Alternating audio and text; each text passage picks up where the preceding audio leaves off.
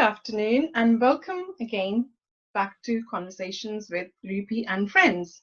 So, as you know, this is a series which I'm doing with people who have inspired me and who are friends with me, and I've connected with them on a very different level, not just physically, emotionally, mentally, but on a spiritual level as well.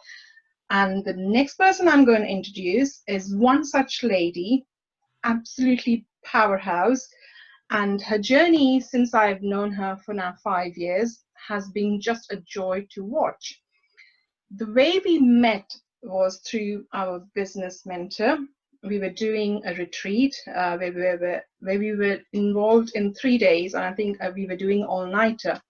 And I just see this lovely lady with a headscarf and a huge, humongous shawl, because it was, I think, a little cold inside, sitting in a corner all by herself, busy with her book. So I approached her for a conversation and just to introduce myself, and I put my hand forward.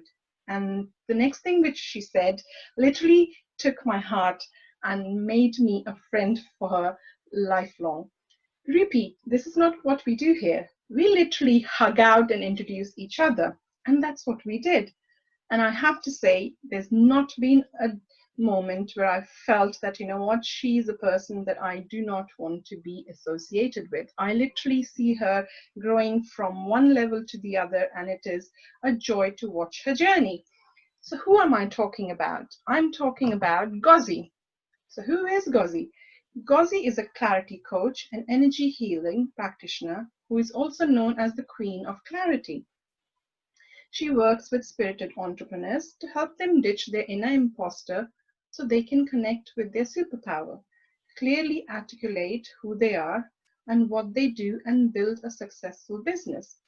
Using the clarity formula which she created, coupled with an energy clearing modality called Theta Healing, Gozi is able to support her clients to release and transform any blocks or limitations that have held them back in being seen, sharing their message and making an impact.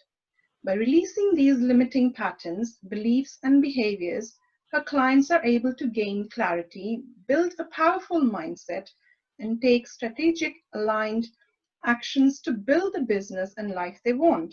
Ghazi absolutely loves what she does, knowing that through Gozphilosophy, a safe space is created for entrepreneurs to get present to their true potential, the value they add to the world, and begin to live a bold life. Even though today we are having a conversation about Theta Healing, that is just, however, one aspect of what Gozi does. Her main business is helping entrepreneurs with building their businesses from startups to any level you wish to gain clarity in. Welcome, Gozi. Thank you, Rupi. It's always so weird to hear your bio or what you do said out loud. You're like, oh, that's exactly what they do. It's almost really nice. As if, sorry, go ahead. That's really nice. You know, sometimes when you're in work, like, you know, when you're in your work, you're just kind of getting on with your day, and you kind of like, oh yeah, that's exactly what I do. Thank you.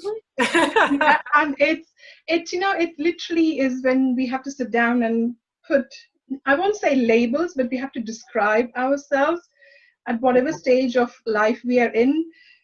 It's then we realize that, you know what, oh my God, this is something which probably didn't match with me, or my bio has changed so much since I started my journey. And that's when you realize, you know what, the amount of hard work you've put in, the amount of work you've done on yourself, in the sense of doing, you know, your healing, your business development, your personal development, and your spiritual development. You just, sometimes it's a little bit difficult to recognize the person who started that journey at that level.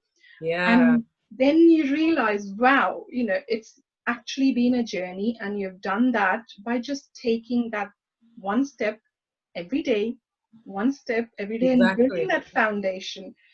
So do you ever come to a point where you think, oh my God, that Gozi who started her journey however many years back, I do associate with her, but I fully don't recognize her who she was? Or, you know what, yes, there are some aspects which I still connect, and I'm grateful that I still am able to connect to that person at the back.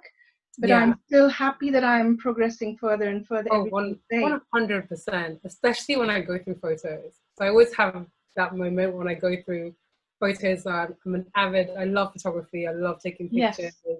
I love collecting photos. So I have a lot. I can't even say how many, but I have tons of hard drives of photos from everything. So it's usually when I'm going through old photos, I kind of go, oh my gosh, that was then part of my life and I was going through that. And wow, you know, I've really grown. Or maybe when I see friends or family that I haven't seen for a long time. Yes. And then they remind you about something, a conversation that you had or something that you've done, and you're like, oh my gosh, who was that person? Like, I wouldn't do that now, you know? Absolutely. So yeah, and I think it's also, the best thing in what you just mentioned is also remembering that that is still part of me, and that person, that woman, that girl, that teenager, that little girl, all of that is me. And if she hadn't gone through any of those things or had those conversations or felt those ways, I wouldn't be sat here doing the work that I do. So 100% totally grateful for the experiences and grateful for all of it, all the good stuff and the not so good stuff. Good stuff. Because who would we be without the not so good stuff, right? Because life would be flavor of life, right? Yeah, life would be probably very boring, and you know there would not be growth and understanding of you as a person, and you know the soul journey. So yeah, whatever takes place, you know, bring it on and learn from it and expand from it and grow from it, and then just say thank you very much for showing me the way. Exactly. You know, and you have to appreciate all of that. You've got to appreciate all of that. You've got to appreciate the good and the bad. You know, I think while we're here, one thing that I'm really kind of passionate about talking about is not kind of trying to high vibe our way through things quickly. And to really acknowledge that every emotion and everything that we go through is a learning experience. And when you're going through stuff, believe me, I know, I've been there. I know what it feels like to go through hard times and to feel like, oh my gosh, is there a way out? And it's so hard and it feels so like suffocating. But you know, at the back of my mind, and something I teach is always to say like, okay, we're going through this right now, but this too shall pass. It's such a powerful mantra. Just really stepping into this too shall pass. Absolutely. And at the same time opening your mind to going, okay, I'm going through this right now and it feels really uncomfortable and oh, I don't want to be here.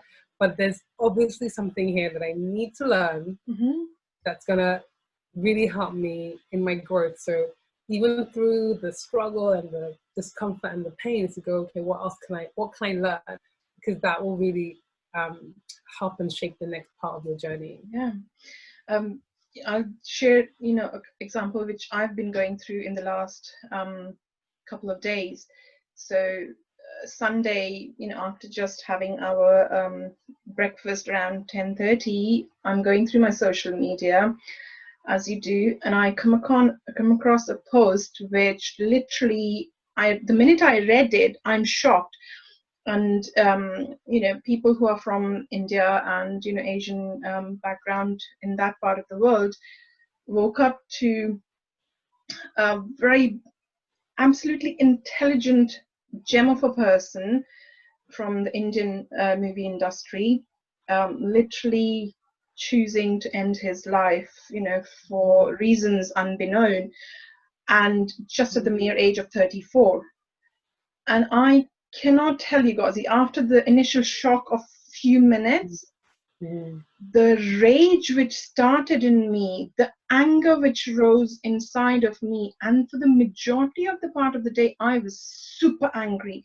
Not at what he did, but realizing that, you know what, it made somebody reach that point where they couldn't approach anybody, where they couldn't put their hand out and say, you know, look, I need support. And we realized later on that, you know, he was getting the support he needed. He was on medications. He was going through severe depression. The real story is now coming out slowly, where people have started to talk that, you know what, he was a brilliant actor, started his journey as a backup dancer in, you know, with the dance group, moved on to TV. From TV, he's the second most successful guy who has done the transition onto big screen. And majority of his movies have got beautiful storyline, beautiful characterization of his character, and literally, you know, literally grips you. To then realize, you know what, he was being boycotted by the biggest names and the biggest, you know, houses who produce and, you know, do the direction and whatnot, and he was being bullied at that level. Can you imagine a guy who's got money, success, you know, fan following around the world, you name it, his own house, his own apartment, you know, the best of the cars, the best of the clothes, had been going through so much in his life behind that for the last 7 of his movies literally were just boycotted. You know, he was about to sign on the dotted line and then they just would literally disappear. And he was being outcasted because he came from the TV to the, you know, big screen. And now when then it kind of, the anger subsided, and the next day I was like, wow, you know, for me to be hit with so much rage and anger, there is something here. So what do you need to do, Rupi? And I remember that, you know what, even through the most toughest of times, when I've had literally no money, not sure where the next meal was coming from and how I would look after my girls, I never even thought of that point to be able to say, you know what, okay, this is it, I can't carry on. That was a little anger there. And then I sat down and, you know, looked into within and realized, you know what, yes, just sad that such a brilliant young guy, and he's the only actor from Indian movie industry who's gone to NASA and trained for 4 months, done the training as an astronaut because he was, you know, he was getting a role and he was co-producing the movie, and that fell out. And astronomy, phantom physics, you know, you name it, he was a master at having these conversations. And people are just not realizing that, you know what, it literally, when you're in that space, it literally just takes that 1 nanosecond, as you would put it, for you to just be able to tip on either sides. And that and you know, and also you have to respect people's journeys in life, you know. So that's a really sad situation, and you know, my heart goes out to his family and friends. We had like, you know, tough conversations in the family. Nephews who were big fans of his, you know, reaching out and what am I feeling, what's going on. So, you know, you kind of just try and explain them that, okay, yes, don't agree with what he did, but, you know, maybe he was in so much pain that he couldn't take. Even you definitely have to have empathy and trying to understand. You know, some things will not, even some things in your journey won't make sense to you.